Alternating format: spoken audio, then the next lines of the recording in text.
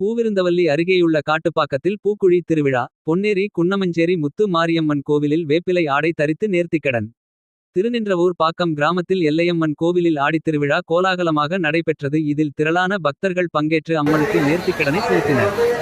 சென்னை அடுத்த காட்டுப்பாக்கத்தில் அருள்மிகு ஸ்ரீ முத்துமாரியம்மன் திருக்கோயிலில் 19ஆம் ஆண்டு பூக்குழி திருவிழா வெகு விமர்சையாக நடைபெற்றது.